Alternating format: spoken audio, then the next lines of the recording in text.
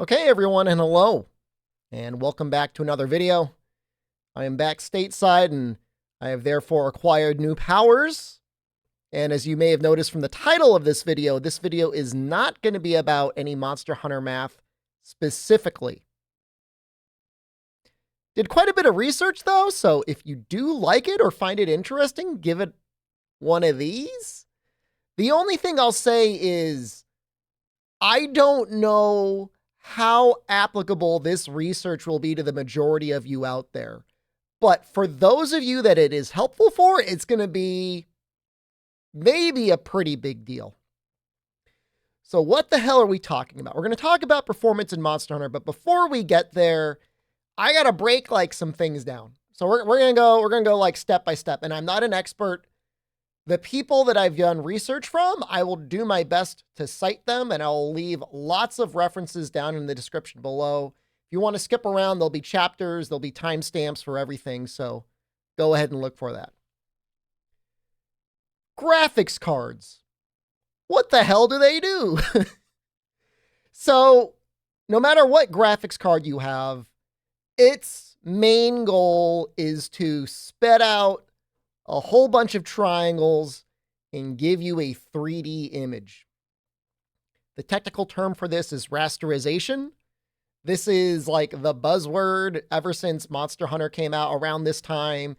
People are pissed off that we are not getting pure rasterization and we're getting to things like frame gens, but we're going to talk about in a little bit. Gonna dip for 1 minute into why this has been an issue. First issue has been the big leaps in rasterization happens when we get nanometer shrink. The smaller these little transistors on the microchips, the more efficient they're able to be in terms of able to put power in and then get more frames out. Not an engineer, not an expert, but the smaller the nanometer process, the better. TSMC is the main one. They're the best one.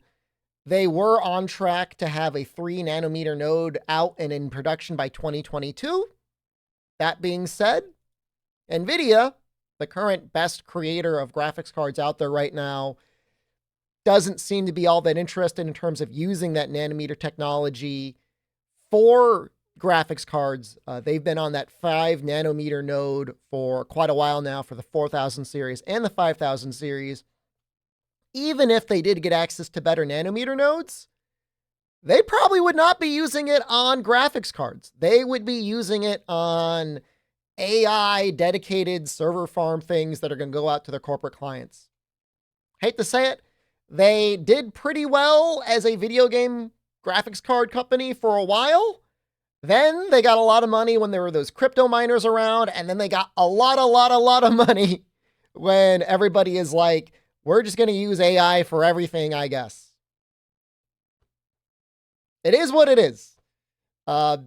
They should give us better cards, but they don't have the better nanometer technology, and even if they did, they probably wouldn't give it to us. And there's like no other competition. AMD did a pretty good job with the 9070 launch and 9070 XT. Price-wise, I wouldn't say in the actual market it's that much better. So what do they do? What do we do? Because the games keep getting more complicated. Rasterization can't keep up. Okay, so I just want to talk a little bit about frame generation. So we know rasterization is going to be limited for a little while until NVIDIA gives us the good stuff, until TSMC makes the new nanometer shrinks possible. We need to have something that helps make up for it. And basically what FrameGen is doing, people call them fake frames, and that's what they are. It's there to make it so when you have an already acceptable frame rate, ideally at 60 FPS or better, it's there to make the game look better. If you've ever played on 120 hertz or higher monitor before, you know that when the frame rate is higher than 60, it just looks smoother. It looks nicer. It's not like a soap opera effect. It's not that weird sort of like ultra smooth thing. Video games generally look better when they're smoother. And so FrameGen is just there to help along the rasterization to make us take full advantage of the additional frame rate that our monitor does support. So if you've got something like a 4K 240 hertz monitor, it's very unlikely within the next decade that we're going to get better than that in terms of like rasterization. Like it's probably 10 years before Wilds will run natively at 4K 240 hertz, unless there's some miracle invention. So until then, we need to use FrameGen. So now we've got Monster Hunter Wilds. Monster Hunter Wilds, when you first start up the game, is like, you need FrameGen. Now, I gotta say right now, FrameGen should only ever really be used if you're already running the game fairly well. So ideally, in the official recommendation, although I couldn't find a source for it anywhere, although I know it's out there, 60 FPS. You really want to be at or close to 60 FPS. That way, your base responsiveness in game is going to be okay. And then frame generation will help you make the game look smoother on higher refresh rate monitors. And this is really what frame generation is for. By the way, Captain Tombstone's going to get shouted out again later. Thank you, Captain Tombstone, for all the testing. I couldn't do this. Here are my specs, just so you know. These are all my settings. Pause it and clip this if you want. This is still using a 7000X 3D. I do have an upgrade in my house. I just haven't dropped it in yet. 64 gigs of RAM, RTX 4070. That's it. So, and those are all my other settings. I will say for some of this testing, I did not have the NVIDIA Reflex low latency mode on. I don't think it would change anything significantly. But I did make sure it's on. And if you're doing this, if you're using FrameGen, you should definitely have it on. So here is the game as it runs on my computer using DLSS quality. DLSS quality is like an upscaling technique. It has to do with the resolution of the game. DLSS quality, I think, generally looks just about as good as the game would look at its normal resolution. It's running at a slightly lower resolution, and then it pops it up a little bit. At this, we are getting 64 FPS. That's good. I mean, that means the game is going to be running at a responsive rate. If you ever play games that are higher than 60 FPS, you can definitely tell there's a difference. But Monster Hunter, 60 FPS, you can control the game well. I mean, anyone that played the game on the PSP knows, even 30 FPS, you can play the game at a pretty reasonable level. You're not going for headshots or anything like that. DLAA is a level above DLSS quality. It runs it at a higher resolution, and then it downsamples it to make it a little bit better quality. So I do like the way DLAA looks. However, it does keep my average FPS, just a little bit below 60. I don't know how often I'm going to play with it like this. Probably depends what I'm doing. Maybe after I get a CPU upgrade or an upcoming GPU upgrade, this will be above 60, and then I'll probably run this more mainline. But let's take a little bit of a look at what the NVIDIA FrameGen is. So when I use quality FrameGen, we go from the mid 60s all the way up to 100. So it's not every single frame gets doubled. What is probably happening is it's probably trying to double every frame, but then the base frame rate itself is going down because the card itself has to start allocating resources to now doubling frame rate. So even though NVIDIA says, oh, you can use these features, there's no downside, whether you're doing NVENC streaming from OBS or whether you're doing DLSS FrameGen, I do find that there normally is a little bit of a cost. So that being said, 100 FPS is pretty good. I prefer for it to be above 120. I could still kind of tell a difference up to about 120. After 120, I can't really tell, but it would be nice. I would prefer if this was really hitting 120. DLAA with FrameGen, actually kind of impressive. Gets us up to 88 FPS. That is playable. You can definitely play with it at 88 FPS. It looks pretty good there. Now, the program that we're talking about, the main one is lossless scaling. So hold on, I'm going to go back to the previous slide that I was at. Not that one. That one. So lossless scaling frame generation. Lossless scaling frame generation is a program you can buy off of Steam. Not sponsored, not affiliated. It's like, I think it's like $5. It is $7. And just so you know, you got to buy it on Steam. There is like versions out there that you can download and they have viruses on them. Just buy it on Steam if you're going to try this. Steam. Buy it on Steam. Buy the version. Buy the real version. Support the person that made this. So when we try to use lossless frame gen on our quality mode, we drop down to 94 FPS. And what the creator of lossless scaling says is if the game natively supports frame generation, in general, you will get better performance, better latency using the native frame generation. So if we go here and we take a look at that average end-to-end latency, we can see that is true. DLSS 3 is ever so slightly better than the more recent lossless scaling frame gen 3. It's within a pretty close margin of error, but even still, it's better. And it is even better than the older version. Now, baseline is, of course, going to be the most responsive. But when they say you should use the built-in version, they're referring to if you were running lossless scaling on the same graphics card. So the whole point of this video, the whole experimentation and everything that went into this is I got home and I looked at my computer and I'm like, oh, I didn't realize I had this. So I have this old GTX 1660 Ti.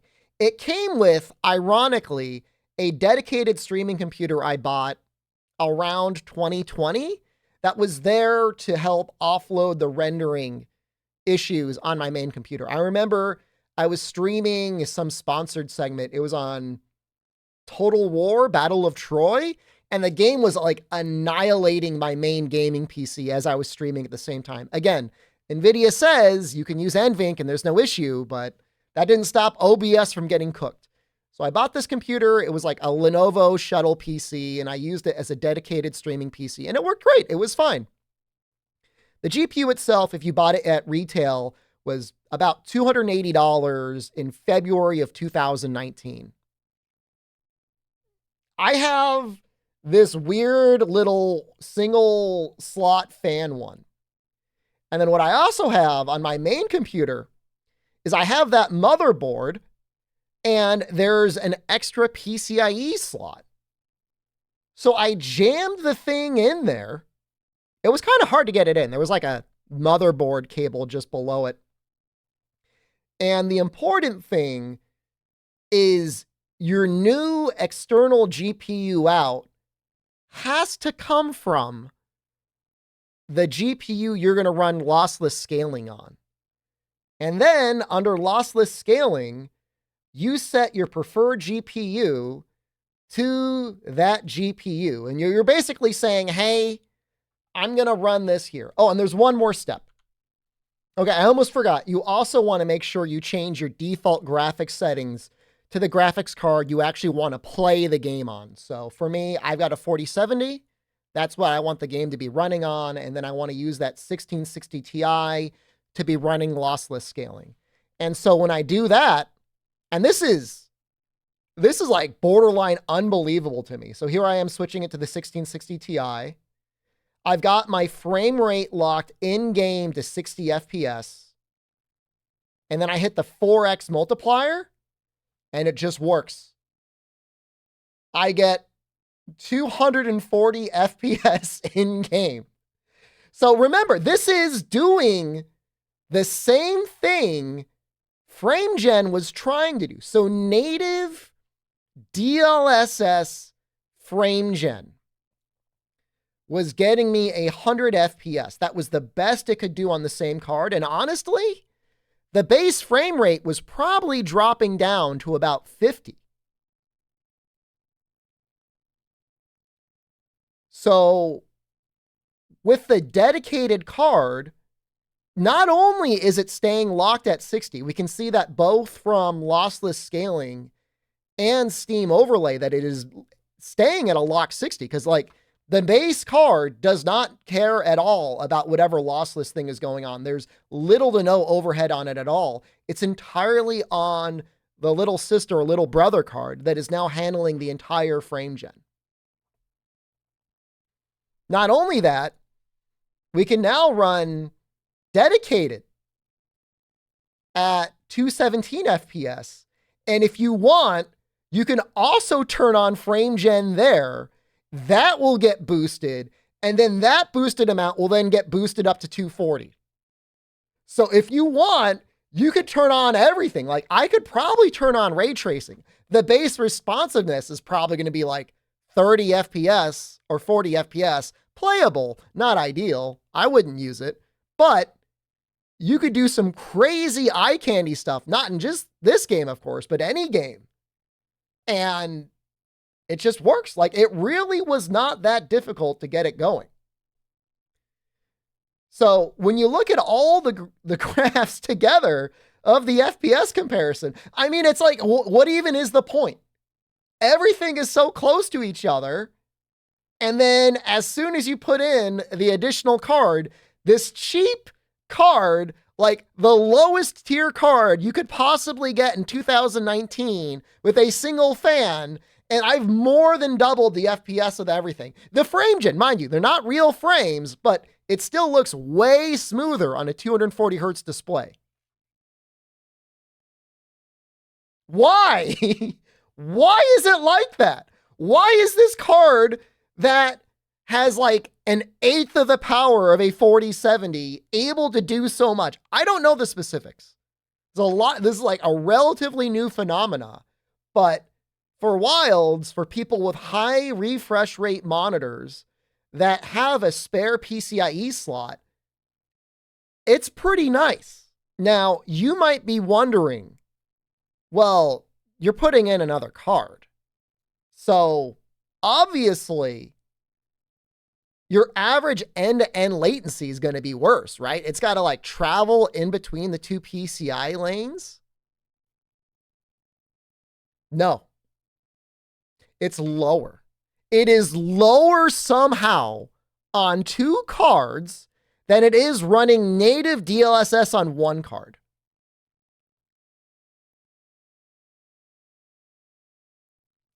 Why? I don't know why. That is close enough to baseline end-to-end latency that I see no reason not to use it.